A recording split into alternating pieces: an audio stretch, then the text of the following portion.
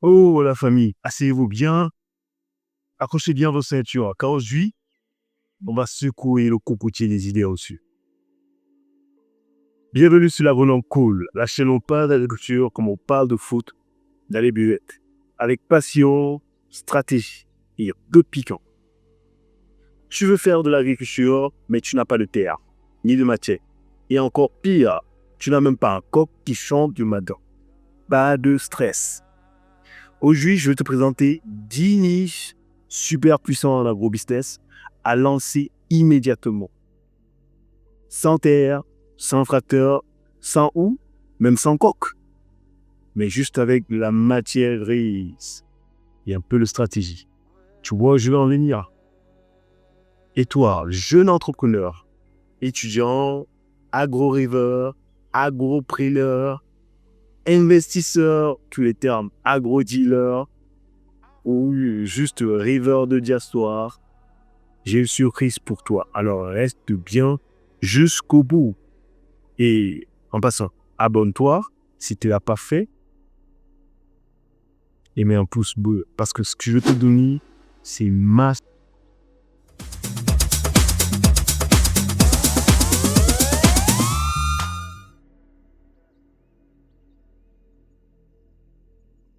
Avant de continuer, il est très important qu'on contextualise. On met les cadres. En Afrique, quand les personnes disent que je fais dans l'agriculture, on voit directement une personne avec une housse sur son épaule, chapeau de paille, pied dans la boue. L'agriculture n'est pas une activité. L'agriculture est une industrie. Et une industrie possède une chaîne de valeur. Et la chaîne de valeur agricole, nous avons les producteurs, les transformateurs, les financiers, les marketeurs, les data managers et même des rêveurs tels que toi. Oui, tu fais partie de la chaîne. Peut-être un simple consommateur, tu fais partie de la chaîne puisque tu manges chaque jour. Je pense que c'est 3 fois, matin, midi, soir. Si tu manges équilibré, des fruits qui ont été produits par des agriculteurs. Et il y a une nuance que j'aimerais établir. On ne va pas parler d'agriculture de subsistance, pardon. Moi, j'aime pas ça. J'aime pas ce terme-là. Nous allons parler d'agriculture commerciale. Mais avant de parler des deux termes, il faudrait bien les différencier. L'agriculture de subsistance, c'est une agriculture qu'on fait juste pour se nourrir, pour survivre. Subsistance, dont je produis pour manger. Je ne produis pas pour vendre. L'agriculture commerciale est une agriculture qui est faite pour vendre, pour faire du commerce, pour grandir, pour développer, pour créer de la valeur. Aujourd'hui, on ne va pas parler de comment creuser des trous pour faire des ignames, des patates, juste pour manger. Mais on va parler de comment créer de la valeur. Alors, tu me suis? Tu as compris?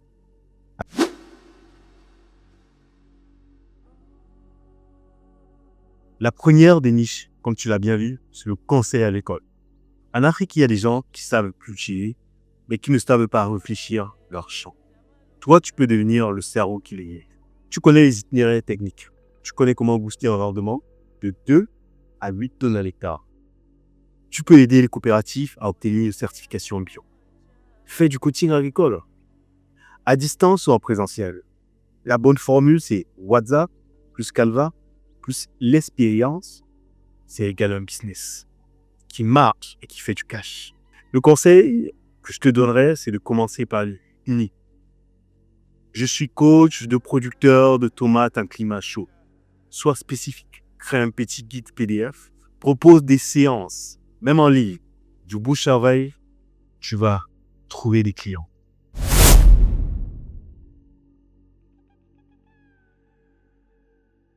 La deuxième niche, c'est l'agritech et la digitalisation. Ici, là, tout le monde est connecté, sauf le producteur.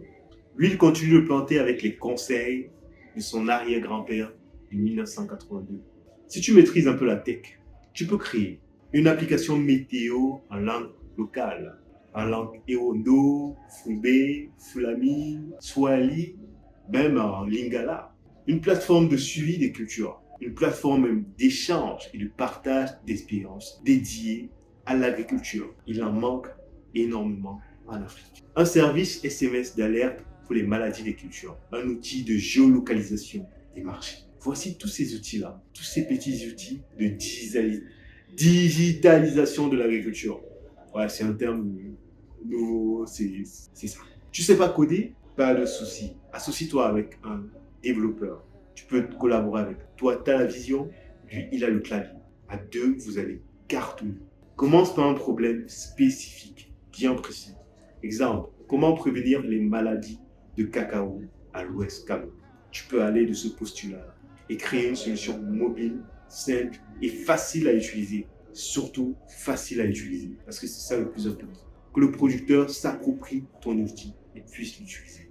Ça, c'est une niche. Tu n'as pas besoin de goût, de matière, tu n'as pas besoin de tout ça. Tu as juste besoin de ta matière grise et de la stratégie. Et oui, la troisième niche, c'est la gestion comptabilité, le suivi des dépenses. Si tu ne sais pas où passer ton argent, tu ne sauras jamais où le trouver. Beaucoup de producteurs en Afrique travaillent dur, bossent vraiment, mais finissent toujours fauchés. Pourquoi? La simple raison, c'est parce qu'ils mélangent les dépenses du champ avec celles du foyer. Toi, tu peux intervenir en tant que gestionnaire. Tu peux faire des fiches de suivi, des tableaux Excel, des bilans, version village friendly pour que ça soit facile et accessible à tous. Je te donne un conseil pour commencer. Cible une petite coopérative ou un petit groupe de producteurs. Voici la formule simple que tu peux adopter avec 1 heure par mois, plus un rapport, plus un suivi sur WhatsApp. Tu vas voir, ils vont carrément t'adopter. Là, c'est juste une recette miracle. Si tu arrives à bien faire le suivi de leurs dépenses, de leurs entrées, et leur conseiller sur les plans d'amortissement ou les plans de rémédiation afin qu'ils puissent toujours avoir du blé et de l'argent, je t'assure, tu n'en sortiras pas les mains vides.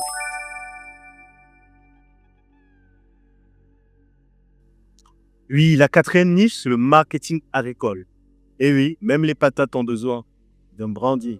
Un bon produit mal vendu, c'est comme un bon de lait sans crevettes. Ça passe. Mais il manque ce petit goût-là pour que ça soit très bon. Tu peux aider les agriculteurs à transformer leur miel en marque de luxe, leur poivre en épices premium. Juste avec un bon marketing, un bon branding, bonne vidéo promo, un bon packaging et les réseaux sociaux, le chiffre d'affaires augmente. Alors, commence avec, ça c'est un conseil, commence avec un producteur réceptif au marketing. Rebrande son produit, crée des posts Insta, cherche même des influenceurs et vois comment son chiffre d'affaires s'envole. Et oui, la cinquième niche, c'est la distribution d'un rang. Sais-tu qu'en Afrique, il y a dans certaines zones rurales qu'un engrais est plus difficile qu'avoir un visa pour l'Europe? Si tu ne le savais pas, je t'assure, c'est compliqué. Tu peux devenir un distributeur d'engrais, un agro-dealer, comme on dit souvent. Semences, outils, même en livraison moto-taxi. Crée un mini-réseau avec des agro-dealers. Comme j'ai bien dit, propose des packs personnalisés. Différents packs standards, premium, et low cost, low price. Propose des kits culture locale, kit maïs, kit gombo, kit soja, avec des conseils gratuits. Le producteur va revenir chez toi chaque saison, je suis sûr. Chaque saison, tous ces produits, engrais, semences, ils viendront chez toi. Car ça paye et c'est rentable. Et oui, la sixième niche, c'est le courtage agricole. Ouais, disons la négoce agricole, parce que je sais, beaucoup de personnes se sont perdues en disant « Oh, on va faire du trading ». Ouais, c'est aussi un peu le trading. Parce que tu mets en relation l'acheteur et le producteur. Disons qu'il y a un producteur qui a produit 2 tonnes de bananes plantain. Et tu as un acheteur qui veut 2 tonnes de bananes plantain. Toi, tu les mets en relation et tu prends ta com. Très simple, facile comme bonjour. Pour commencer, prends un répertoire de une dizaine de producteurs fiers et commence avec des précommandes. Tu gagnes sans jamais stocker une seule banane, une seule tomate, un seul maïs. Toi, tu fais juste la relation entre les deux, l'offre et la demande. C'est ça qu'on appelle un courtier. Maintenant, je vais te vanter de faire du courtage agricole. Ouais, les termes techniques. Ouais, alors les agronomes, c'est ça. Hein. On aime les termes techniques.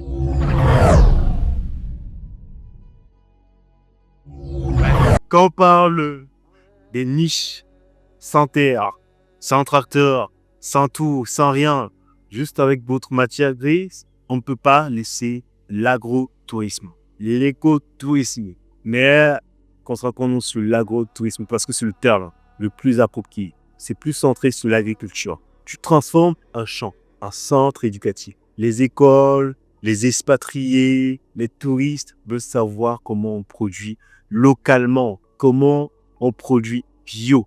C'est très simple. Organise des visites, des formations, des journées éducatives, même dans une ferme de poules, peut devenir un centre de formation merveilleux. Collabore avec les écoles privées de la ville. Cherche des agents touristiques. Propose. Cherche des fermiers qui sont disponibles à ouvrir leur ferme. Tu n'as pas besoin d'avoir une ferme.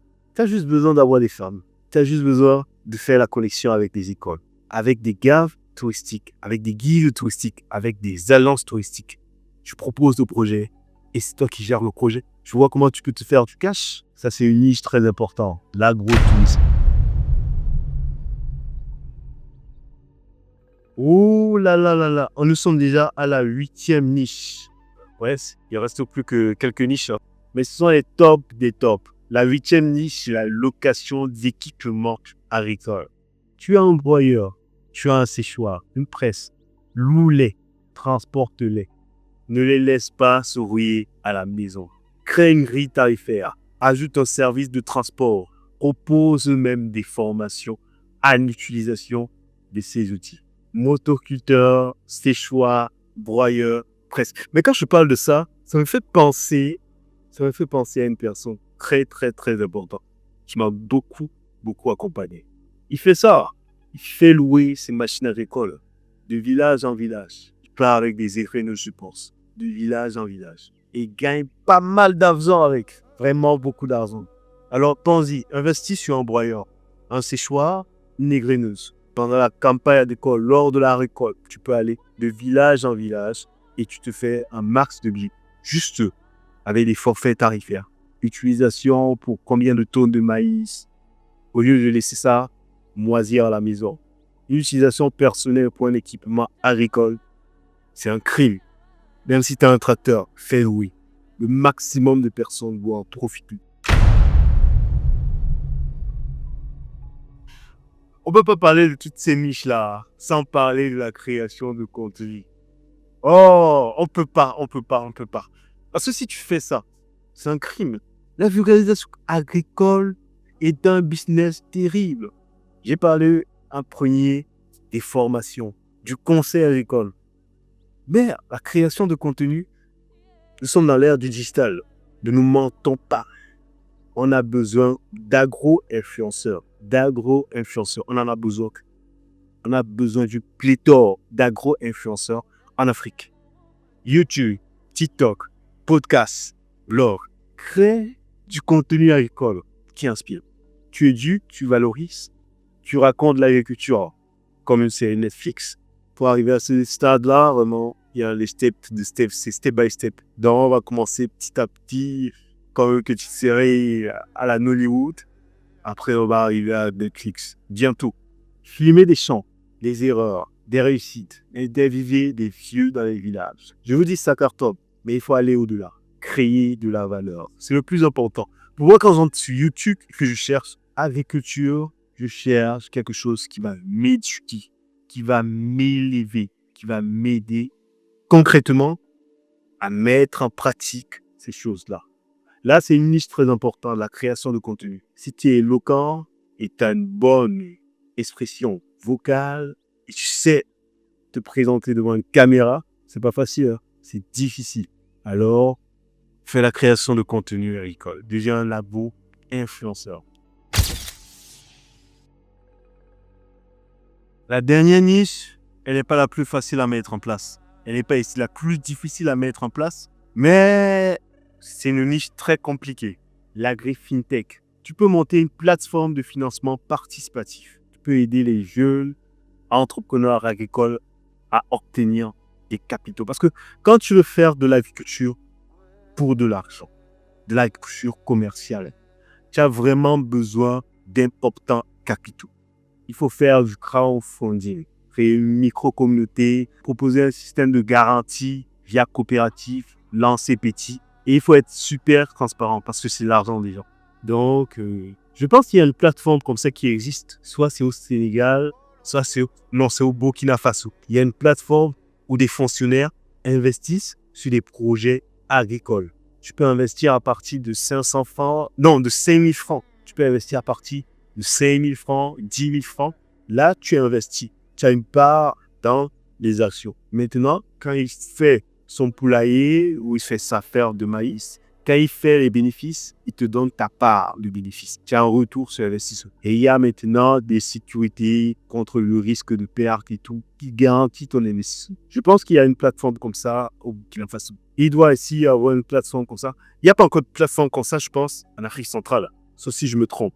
Mais tu peux être le Elon Musk, celui qui va créer cette plateforme de financement participatif ou créer même une holding, un fonds d'investissement où les petits agriculteurs pourront avoir directement accès au cash avec des garanties liées au contexte local. C'est surtout ce qui nous manque. Parce que quand tu vas partir voir un banquier, il va te parler le chiffre, il va te parler d'une étude de marché, pourtant qui est très biaisé avec le contexte local dans lequel nous vivons. Là, c'était la dernière niche, l'agri-fintech.